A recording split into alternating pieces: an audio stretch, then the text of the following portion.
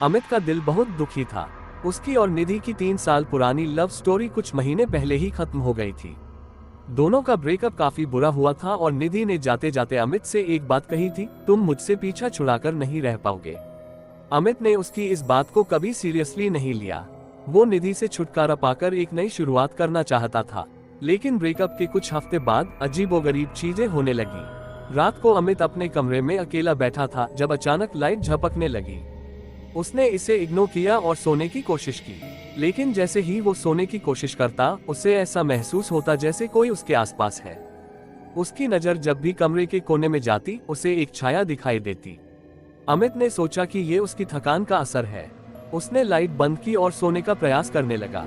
तभी उसे कान के पास किसी के धीरे धीरे कुछ कहने का आभास हुआ, तुम्हें मुझसे दूर नहीं जाने दूंगी। अमित घबरा गया और लाइट ऑन कर दी, लेकिन कमरे में कोई नहीं था। अगले दिन ऑफिस में भी अमित को परेशान करने वाली चीजें हुई।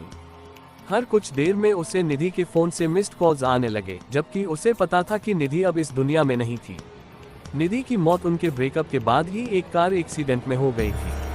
अमित ने उन मिस्ड कॉल्स को नजरअंदाज करने की कोशिश की, लेकिन हर कॉल के बाद उसे एक व्हाट्सएप मैसेज आता, तुम मुझे भूल नहीं सकते अमित। उसके रोंगटे खड़े हो गए।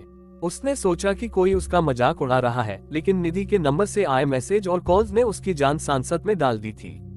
अमित के ऑफिस के पार्किंग एरिया में लगे सीसीटीवी में अचानक गड़बड़ी होने लगी।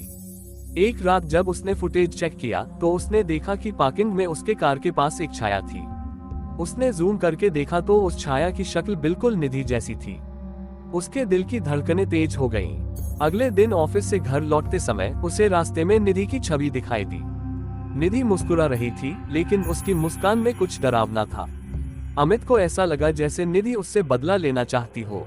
एक रात अमित ने सोने से पहले निधि की तस्वीर को देखकर कहा, अगर तुम यहाँ हो तो आकर मुझे माफ कर दो, मैं अब बहुत थक चुका हूँ। जैसे ही उसने ये कहा, कमरे में ठंडी हवा का झोंका आया और उसके बगल में निधि का अक्स प्रकट हुआ।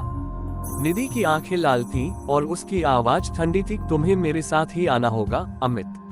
अमित चिल्लाया, लेकिन उसकी आवाज बाहर तक नहीं पहुंची।